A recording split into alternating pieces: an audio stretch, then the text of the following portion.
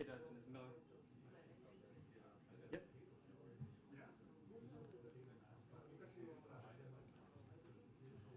I can. Hey, how's it going? Doing good. You ready for a test? Test 1, 2, 3, 4, 5, 6, 7, 8, 9, 10. Check 1, 2, 3, 4, 5. All right, I'm tracking your draft. Wow, I have two people. We both listen.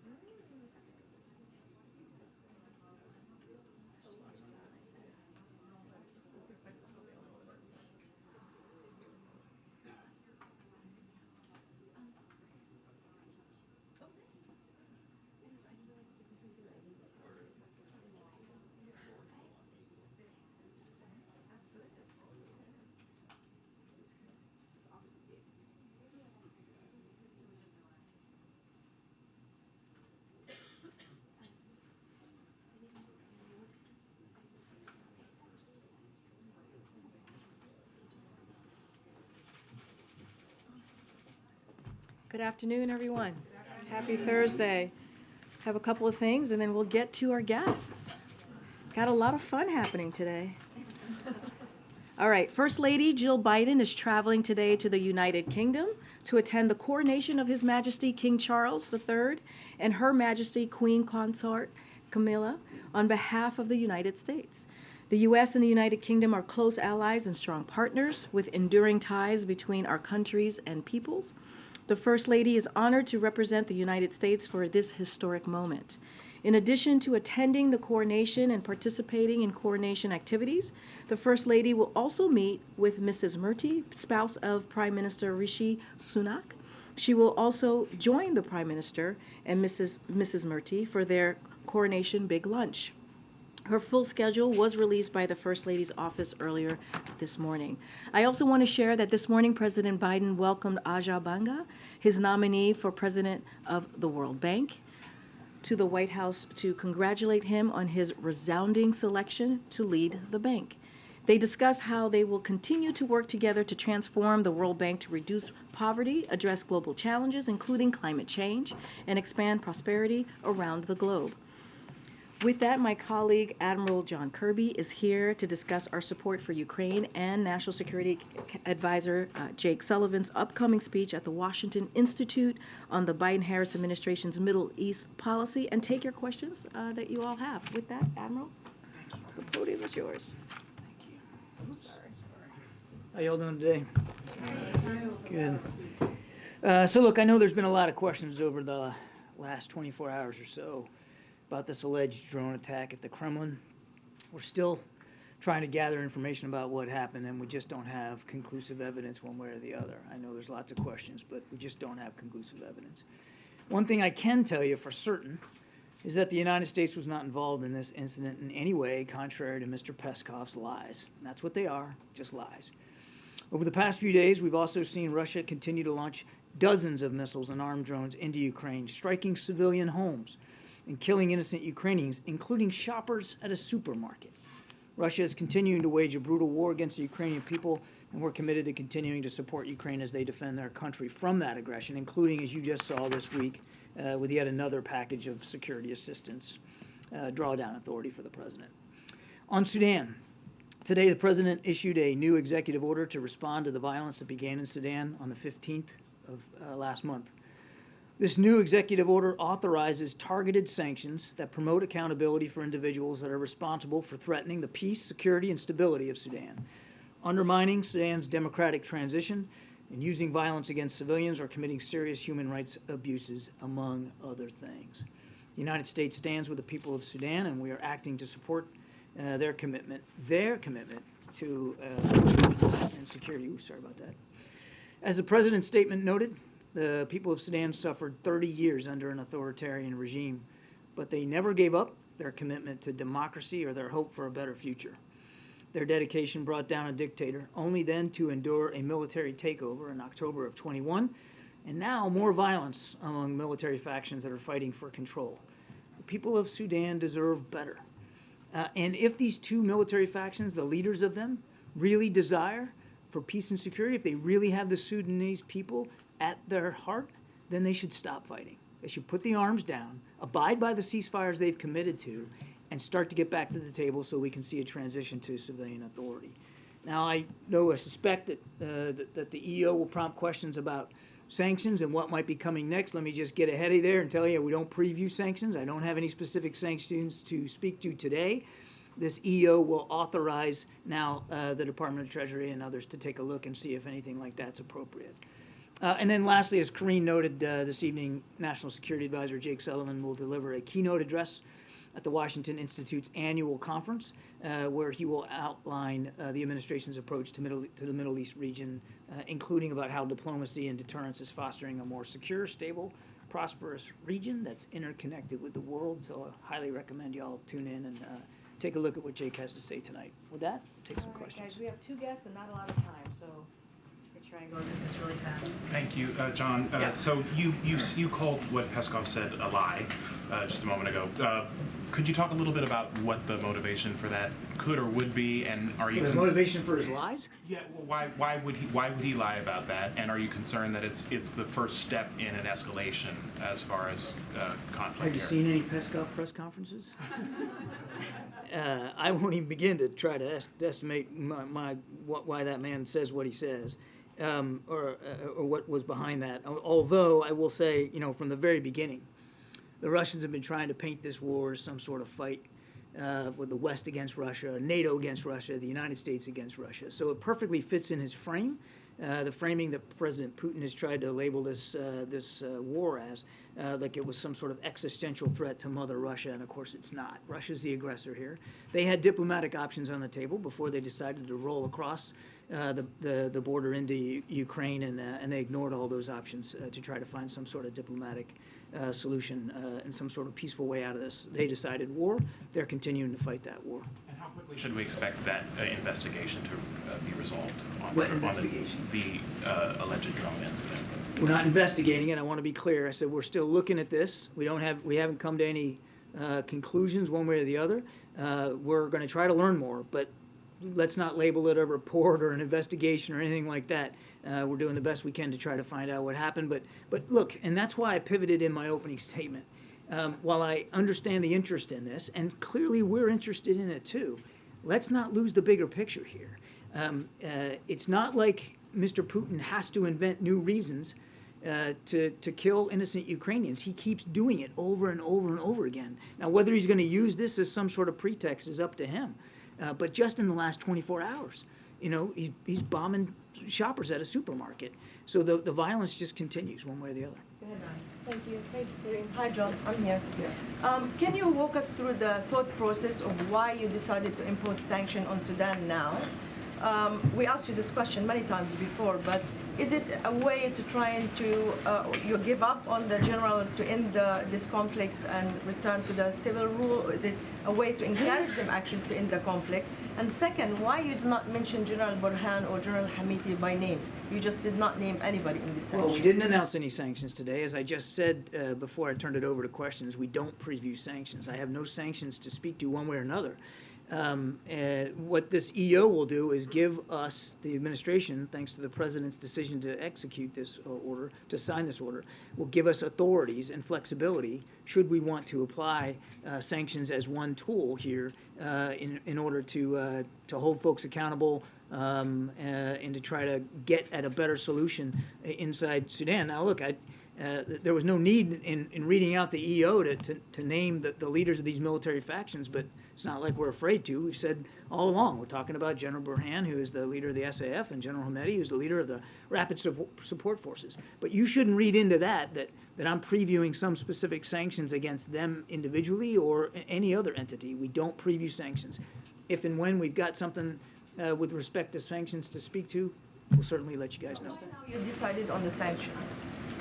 Again, we haven't decided on sanctions. We don't preview sanctions.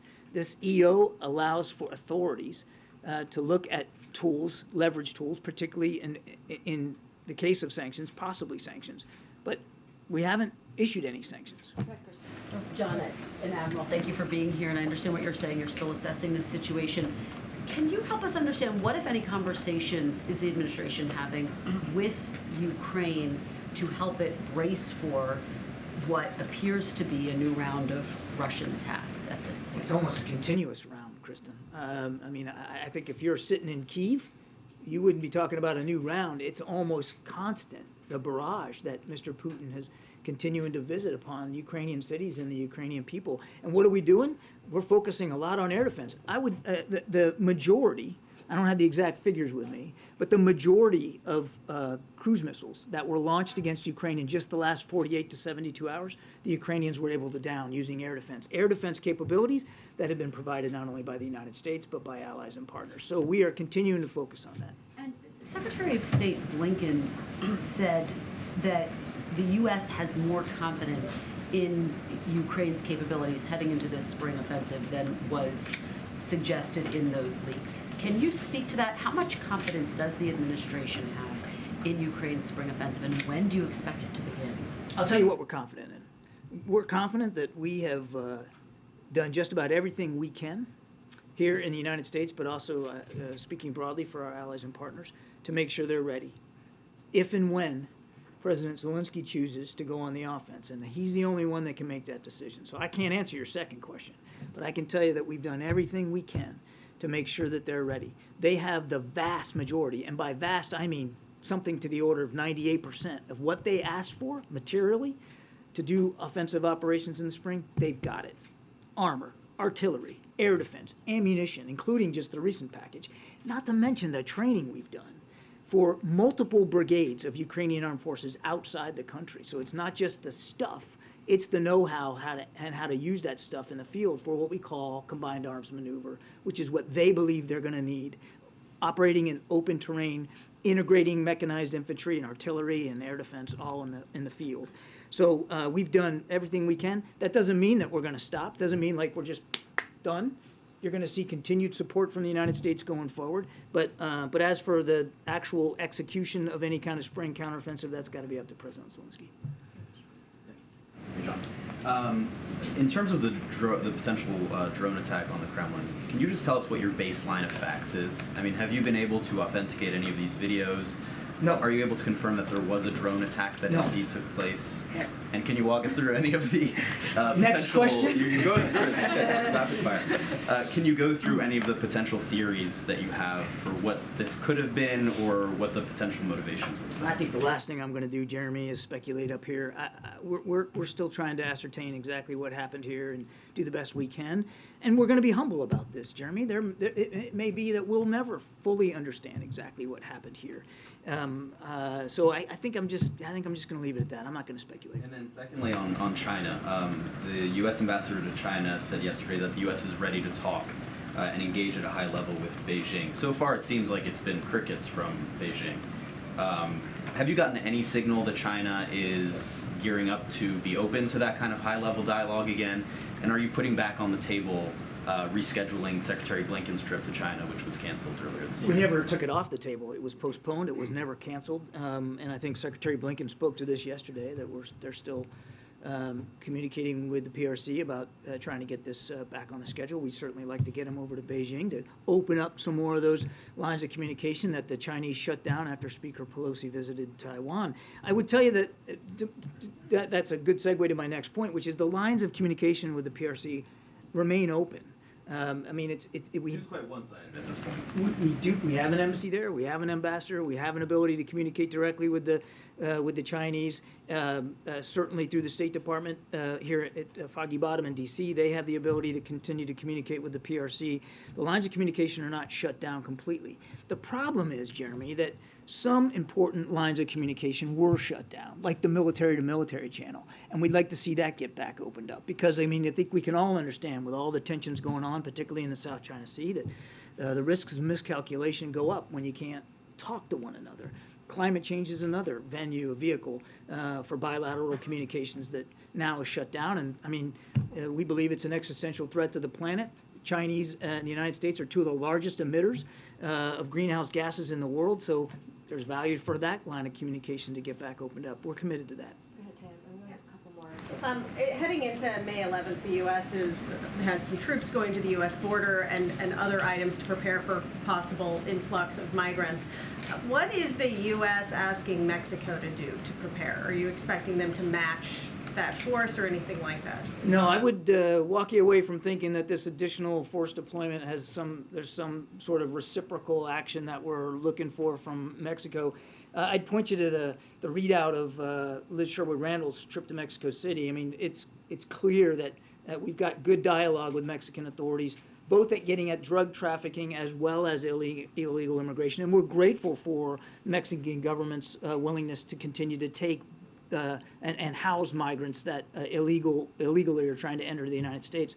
So there's been a terrific dialogue there. I'd point you to that. But don't think about this extra 1,500 troops as some sort of thing we're looking for reciprocal behavior. Again, and Kareem did a good job with this yesterday, but just to reiterate, these troops are not going to participate in law enforcement activities.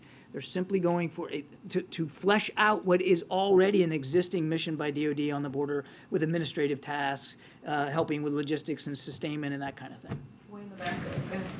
Japan holds $1.2 trillion, the largest U.S. debt, and a growing number of countries seem to be moving away from the use of the dollar. Is there an understanding of this, of a concern for that, as the world reserve currency is really a big part of why the U.S. is able to exert its leadership? Is there understanding of the fact that countries are beginning to turn away from the use of the dollar and some way to resolve that? Well, I'd have to let Japan speak to their economic policy. The number of countries that are beginning to denominate in dollars away from the U.S. dollar. I'm going to have to take your question, sir. I don't have a good answer for you today. Yes, On Sudan, one more. On Sudan, should we read the executive order then as sort of a warning to both sides about this ongoing conflict, and does it signal a shift in the U.S. assessment for the prospects of a lasting ceasefire?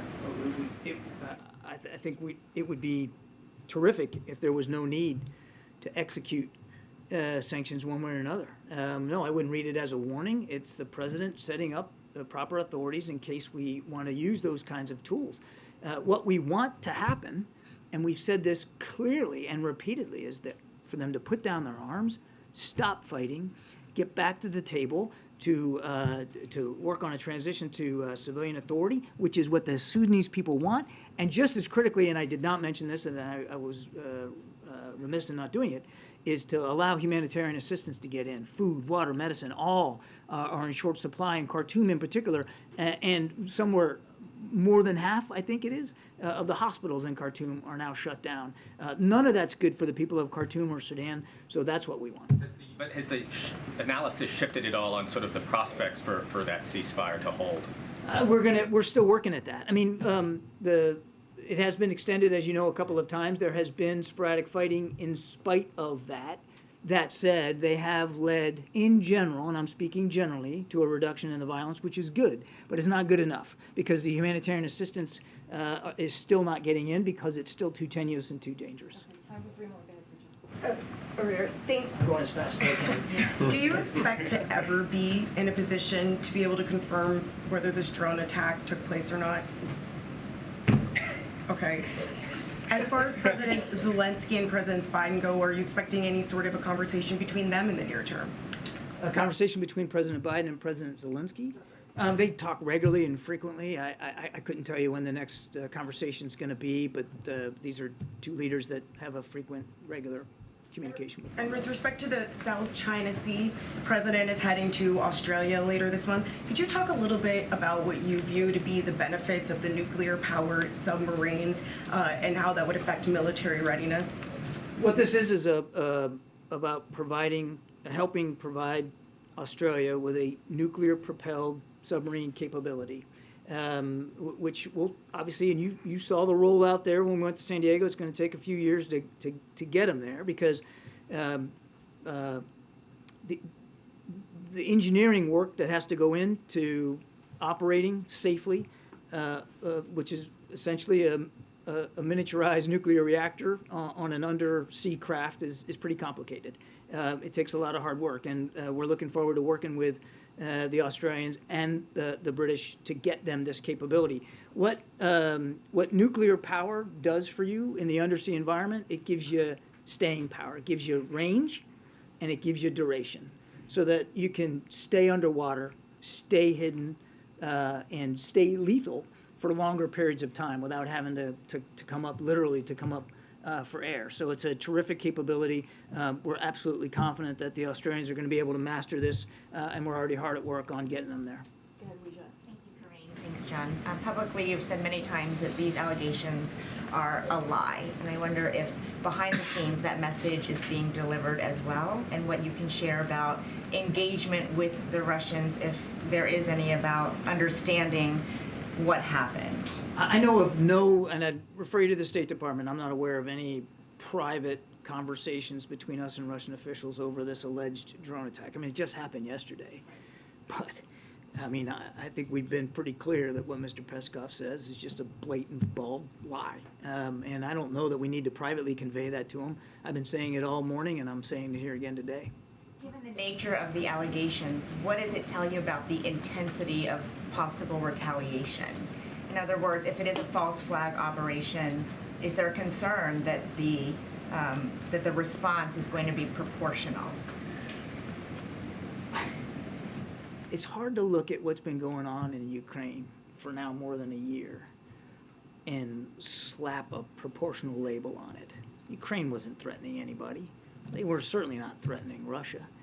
And yet, Mr. Putin decided to roll on in with about 190,000 troops, tanks, and other armored vehicles. He continues to bomb Ukrainian cities and civilian infrastructure with cruise missiles and drones. And there's nothing proportional about this.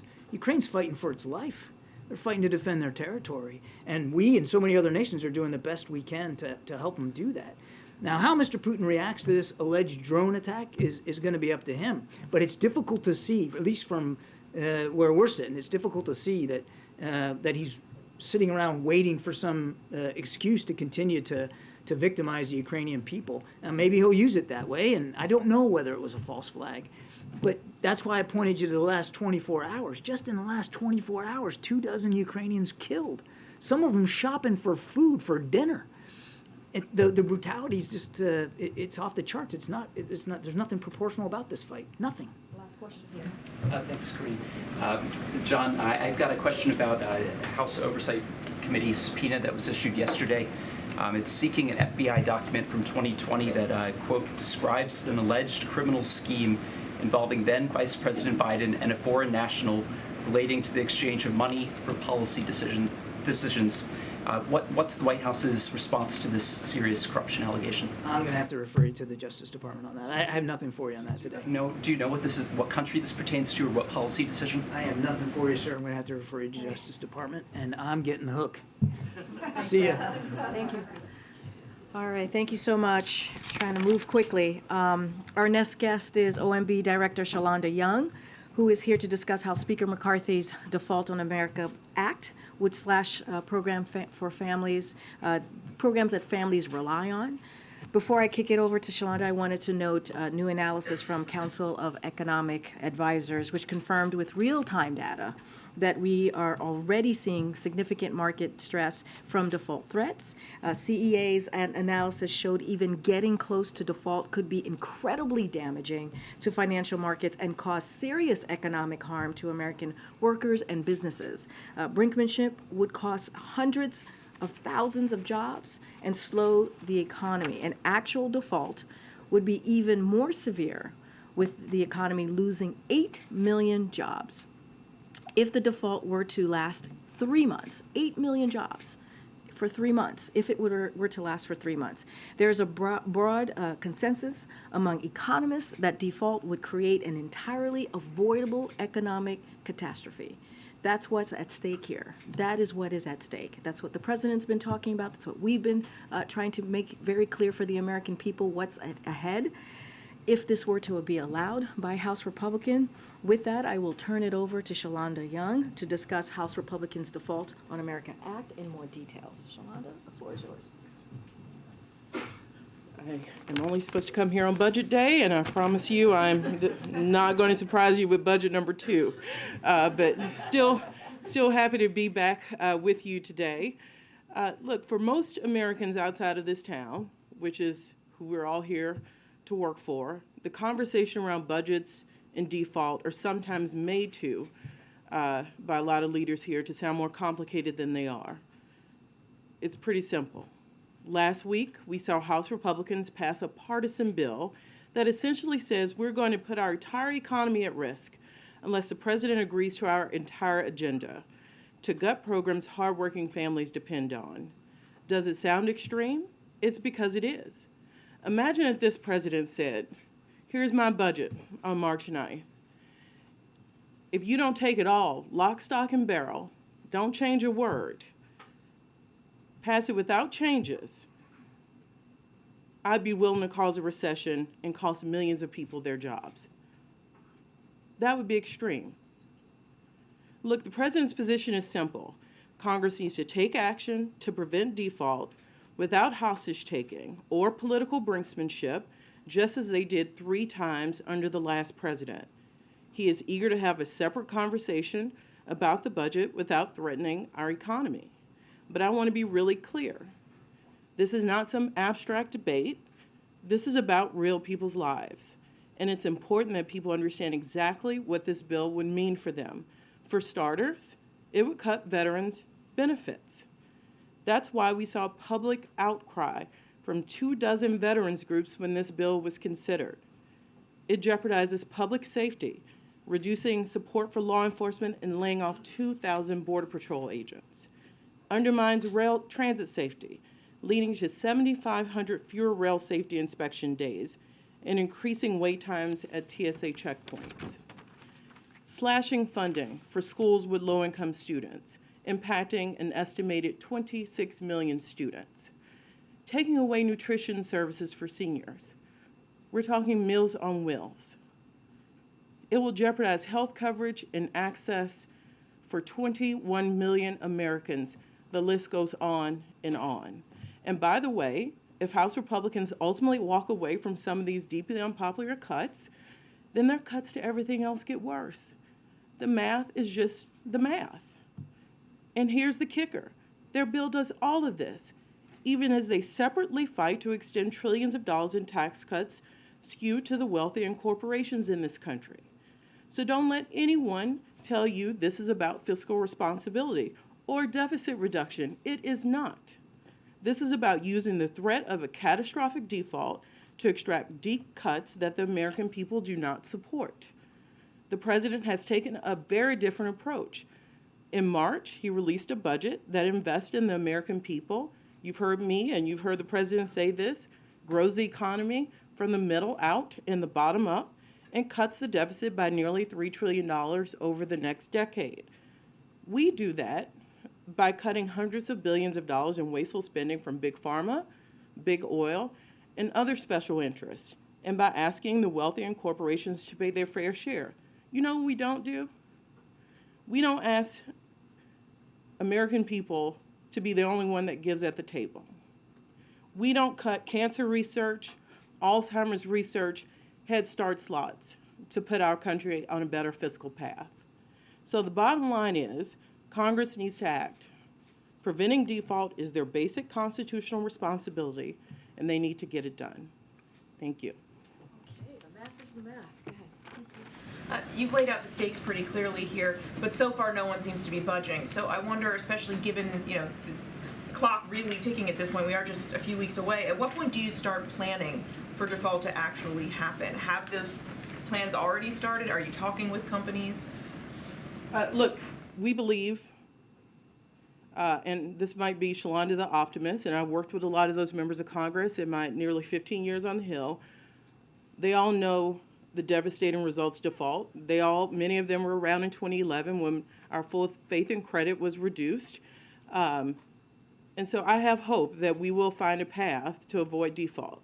But it's our job to keep coming to you, go to the American people, and make sure people understand what this debate is about. It's not complicated. So this is what we're doing to make sure we keep that drumbeat up.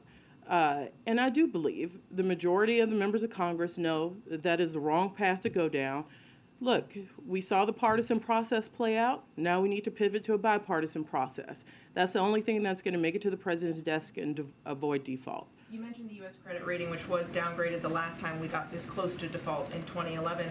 How concerned are you that we could see a repeat of that the U.S. could be downgraded if this comes down to the wire, even if default is ultimately avoided? Like you heard Corinne talk about our economist report. Clearly, any of those things should concern any American. They're going to be paying more for loans in this country? Is it going to take their cost of living any higher? Of course we're concerned. We're calling on the reasonable people in this town to do the right thing. Look, a bill tomorrow. This is what we don't talk about. Congress could put a bill on the floor tomorrow. Avoid default. The DC drama, the political brinksmanship, that's what that is. Nothing is preventing Congress from moving to avoid default. And they need to do that, whether it's tomorrow or next week. Shalonda, is a short-term increase to the debt ceiling on the table? Is that something you could line up with the September 30th appropriations schedule? Look, congressional leaders are going to have to figure out a way to do this. Of course, I'm sure there'll be conversations about the length. You saw the length in the congressional Republicans' bill that would take us into this situation again this time next year. So I'm sure one of the things on the table we will have to work through is how long.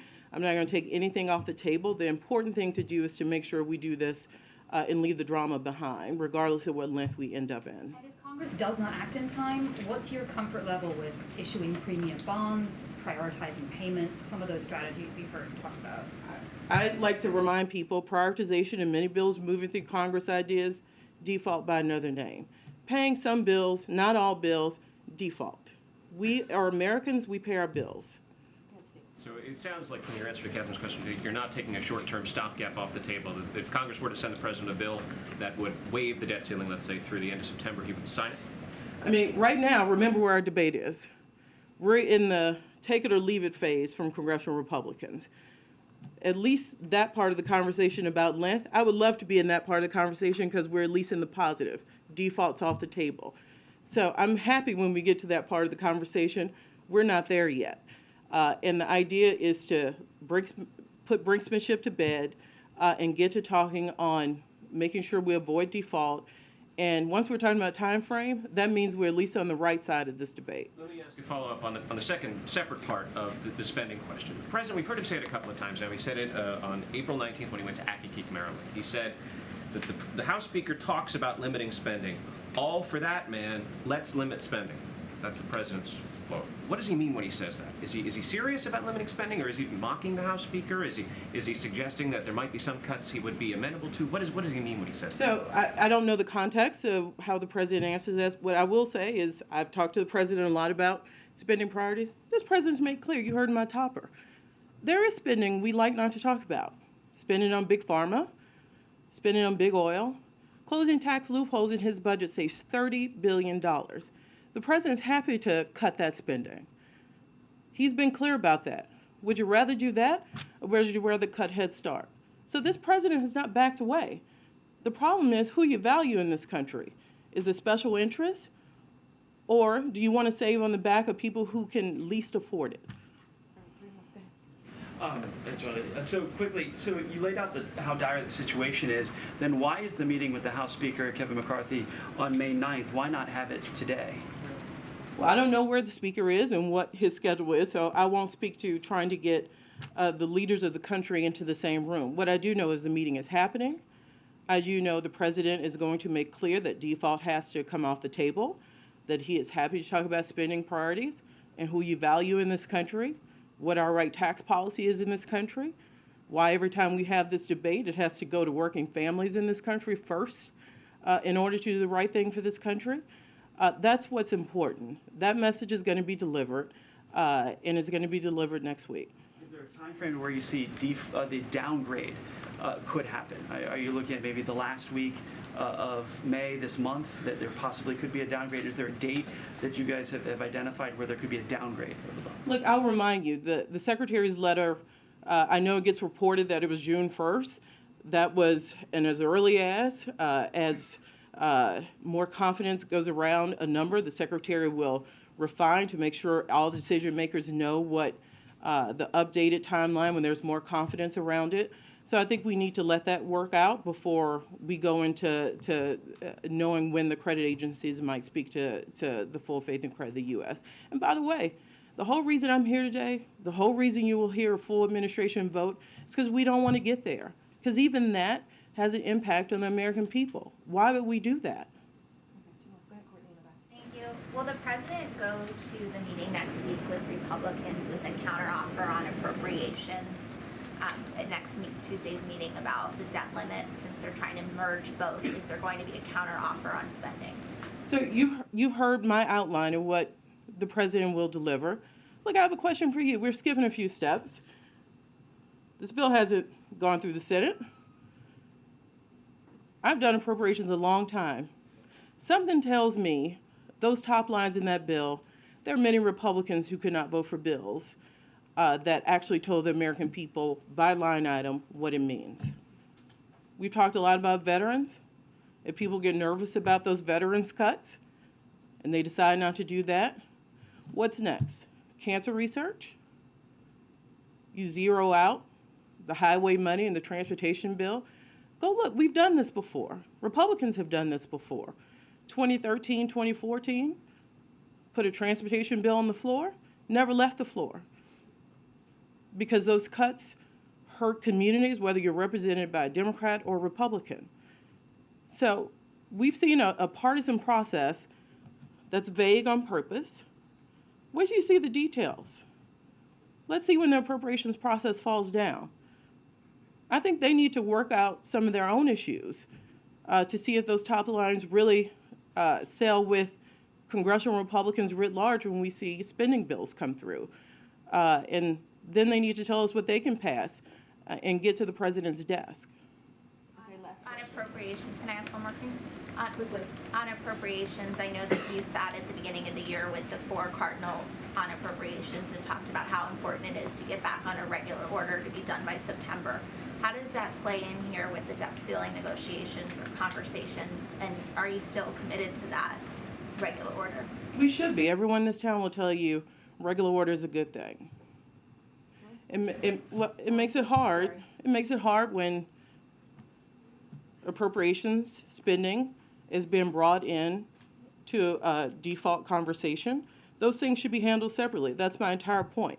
So not only is it catastrophic from a default perspective, it sets us on a road to be ineffective in the appropriations process. So this is a cascading problem, and we need to look at it that way with a holistic approach. How do you do the spending process when it's being brought forward into this very partisan process?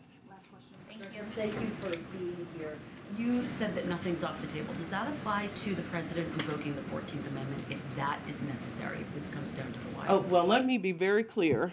Congress needs to do its job. Tomorrow, they could put a bill on the floor to make sure we don't default. This is of people's own making. I could probably write the bill for them in 5 minutes. It's pretty easy. And we need to keep reminding ourselves this is made up drama. And we believe that just as they did 3 times for the last president, hundreds of times in the history of this country, that it is Congress's duty to ensure we don't default. And yet, at this point, no one is blinking. So if we get to May 30th and there's still no deal, would the president entertain the possibility of invoking the 14th Amendment? We continue to have the position that this is Congress's duty to do. So it's not off the table? It is Congress's duty to do, and we will continue to say that. Let me just ask you about Avril Haines. She told a Senate panel today that if almost certainly China and Russia would use a default to demonstrate chaos in the United States. Do you agree with that assessment? And how broad would this disaster be? Would it be for the U.S. to default? I have the utmost respect for the DNI, and I couldn't agree with her more. This just gives to our global competitor. They love this. They love to see chaos in the American system. They love to see that we can't do our basic jobs. It's no less than a test of what works in this world. Does democracy still work? Or does the Chinese way work? In things like this, we have to step up to the plate and do what's right for the American people, because it's no less than what the DNI has laid out. And by the way, some of these cuts, I know people want to take defense off the table. What about our research? What about manufacturing? All the progress we've made in bringing manufacturing back to this country. Why would we, at this moment in time, with the progress we've seen and unemployment, manufacturing jobs, making it in America, why would we do anything in this country to not only halt, but reverse that with having a made-up fight that could be ended tomorrow? Okay, thank you, ma'am. Thank you. You all looked lovely this weekend. Thank you for You did too. Thank you for your TED Talk. Sholanda's TED Talk. We love it. Okay, now we're running out of time, guys, but I'm going to give you the week ahead so all of you have that. And that's before I take any more questions. And of course, you should be interested in what the president's doing next week. So tomorrow, the president will participate in a meeting on how his Investing in America agenda is creating good-paying jobs and rebuilding the economy from the middle out and bottom up. On Monday, the president will host a screening of American-born Chinese in celebration of Asian American, Native Hawaiian, and Pacific Islander Heritage Month. On Tuesday, the president will meet, as you all know, with Speaker Kevin McCarthy, Leader Hakeem Jeffries, Leader Chuck Schumer, and Leader Mitch McConnell at the White House. We will have more to share on that.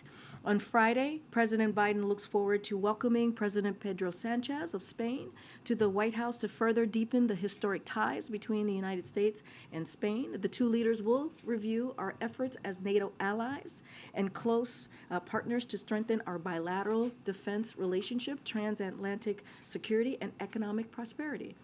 They will discuss our unwavering support for Ukraine and our efforts to impose costs on the Kremlin as Russia continues its brutal war of aggression.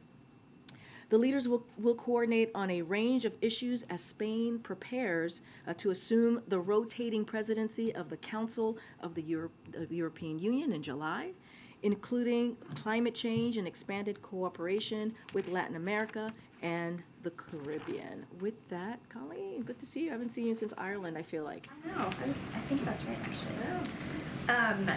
Okay, so two questions. One on the border. We're already seeing signs of, massive strain at border facilities, and especially in the Rio Grande Valley, and, Title 42 is ending next week. How confident is the president that the fixes that he's put in place are going to hold, given that we're already seeing, strains in the system?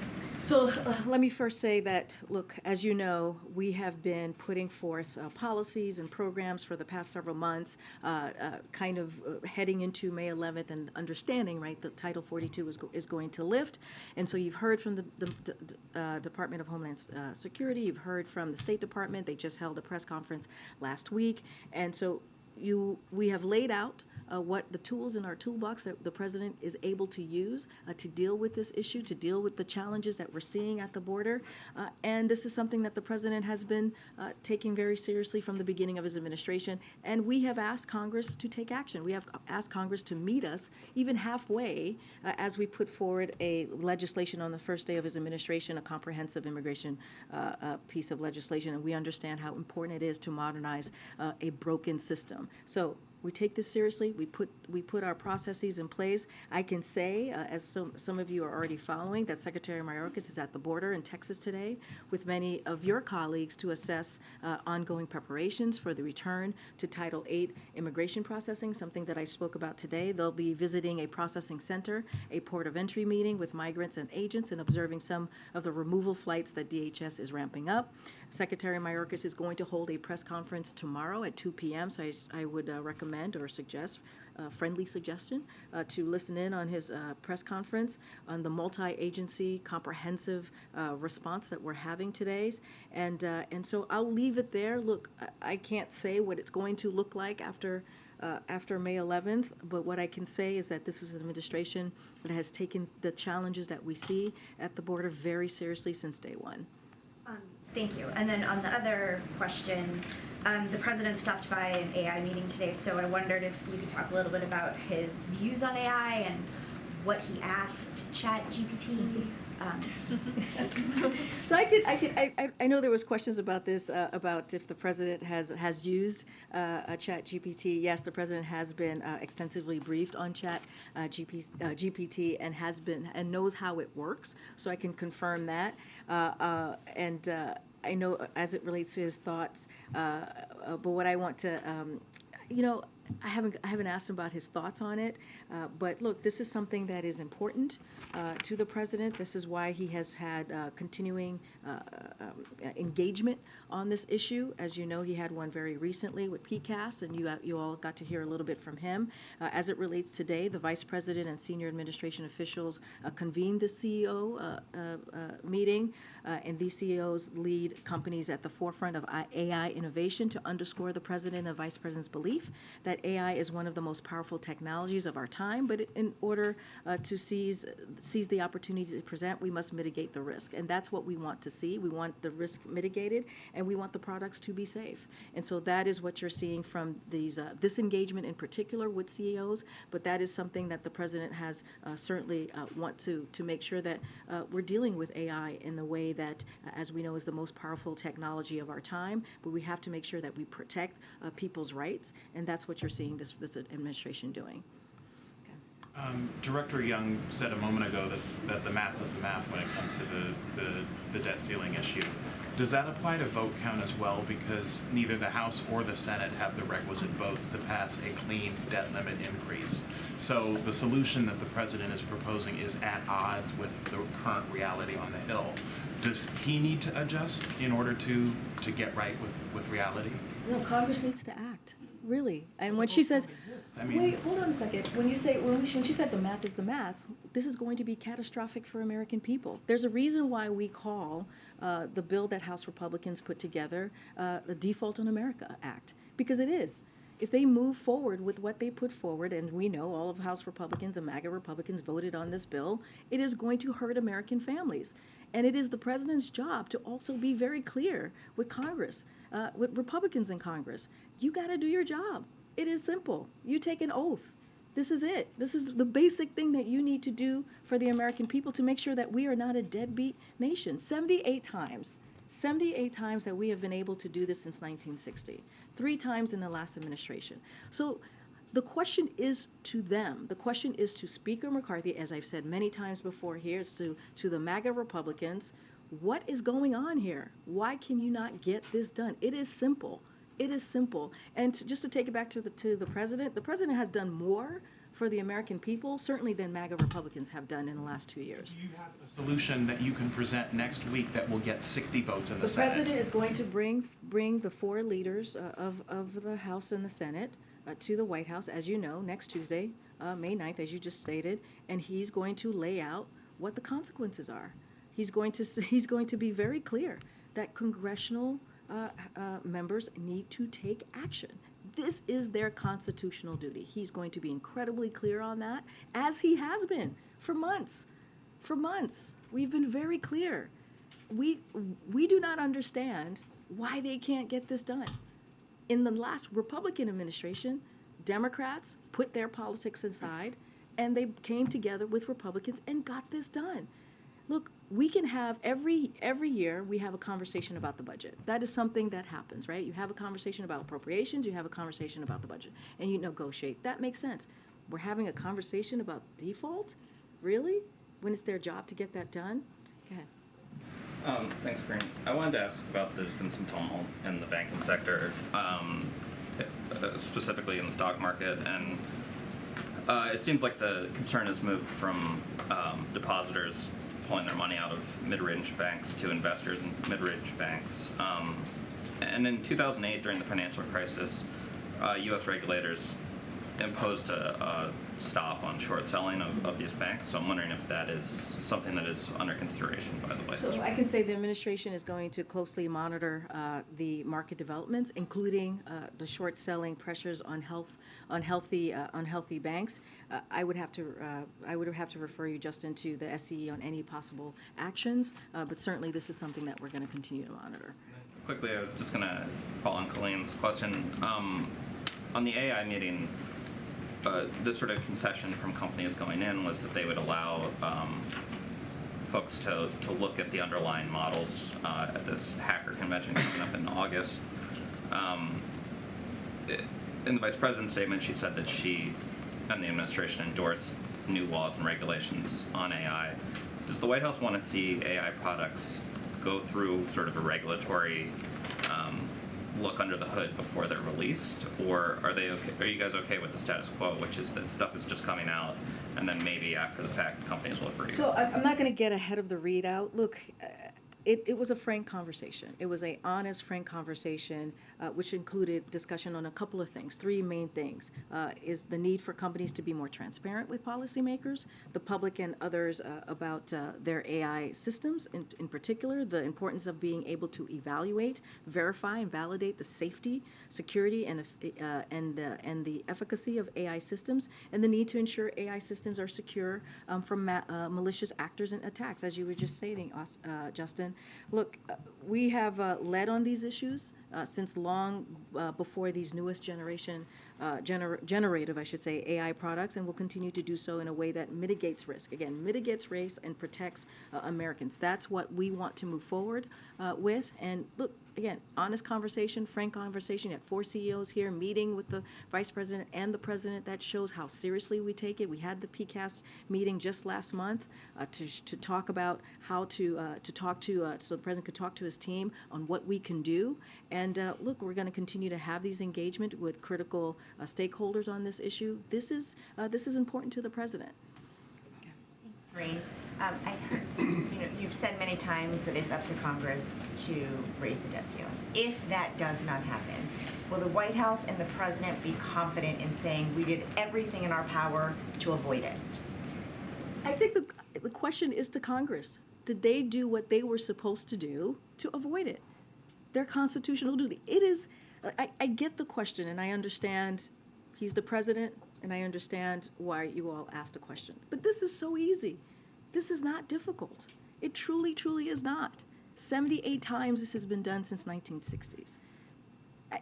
This is something that we are supposed to do. Pay our debt. Pay our debt, which we have done. We have never not done. And so, look, the President is going to have them here. He's going to lay out why it is so important and critically important that we do not allow the American families to be hurt here, because that's what the default will be. That's what their bill will do. And so it is on them. It is on them. I hope when Speaker McCarthy comes here next week, you all can ask him. Ask him that question. What is he going to do? He is the leader of the Republican caucus, right? The Republican conference. He is the speaker. This is something that he needs to do. Speaker Pelosi made it happen. She put the politics aside and made it happen. So, and this is something that, we want to communicate with you all, and we understand that you guys get the process here, but we also want the American people to understand, which is what the director said just moments ago. And then on another topic, does the President believe that there should be a code of conduct for the Supreme Court? So I know I've been asked about ethics and this question many times before. Senate is currently moving forward with a process. We're going to leave it to the Senate for now. But his own commission on the Supreme Court, which he established, issued a report in 2021 that said a code of conduct for the court would bring the court into line with the lower federal courts, etc. Did the President read that report? Understood. The President has seen the report. We have said many times before he appreciated the bipartisan commission that came together and put the report together, put the report that you're just speaking of. As it relates to this moment in time, Senate clearly is taking some sort of action. They're going through their process, and we're just going to leave it there for now. On this topic, you have said from the podium that you're not going to comment on any stories having to do with Justice Thomas and his own code of conduct. Why not? Right now, it is being, as it relates to the ethics, as it relates to that process, Senate is clearly moving forward with their own Senate procedural process. I'm just going to leave it there for now. Actually, I'm going to go take still back and I'll come back down. Who I have not called on. Go ahead, sir. I have 2 questions about President Sanchez's visit. Is the President going to do a joint press conference? And also, we've had the leaders of the Philippines, Ireland, and Brazil here without joint press conferences with the President. What is the threshold for which leaders get a joint press conference and which ones don't? No, I appreciate the question. We had a joint press conference just recently, just last week, with the South Korean President. As you know, I'm sure you probably listened in on it, which happened, I think, about a week ago. last Wednesday, so that occurred. I don't have anything to share about Spain and their travels, and we'll have more details about what the agenda will look like. Look, every conversation is different. It is a diplomatic conversation that occurs when we talk about what they're going to be doing here at the White House. I just don't have anything more to share on that. Go ahead. Thank you. French Chief Inspector for Prison denounced in a report published yesterday indiscriminate arrest at French pension protests. She talked about systematic use of police detention as a method of repression. What is the administration take on this latest accusation against the police in France? I would refer you to the police in France to deal with this question. See the events that are... I would refer you to them. You keep saying that the president next week at this meeting with the congressional leaders is going to, lay out the consequences, outline why this is so important. You also noted, though, that you guys have been laying out the stakes for weeks, and yet nothing has changed. What makes the president think that getting in this room, laying out yet again what is at stake here, is somehow going to suddenly change Republicans' calculus? Well, you know this president. He's been the president. He's been the vice president. He's been the senator. He's been on the other side of Pennsylvania Avenue dealing with these types of issues. He knows these folks, right? He knows these leaders. And the president has been able to get things done in a bipartisan way in the past. We have the record to show that. And so he's going to sit down, have an honest conversation, a frank conversation. Don't want to get into what could happen or what might happen coming out of them. But I think it's important for the President of the United States to lay out on behalf of the American people what this will mean directly, face to face, directly to the Speaker.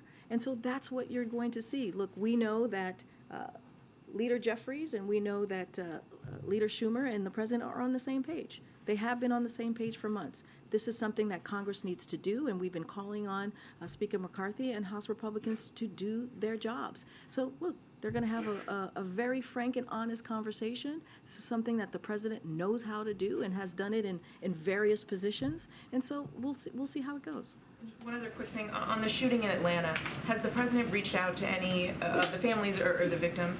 I don't have anything to preview or read out on any conversations that the president has had with any of the victims of the shooting yesterday. Clearly, it was a gut-wrenching event, and our hearts go out to the victims and the families, and another horrific gun violence that we're seeing in our communities.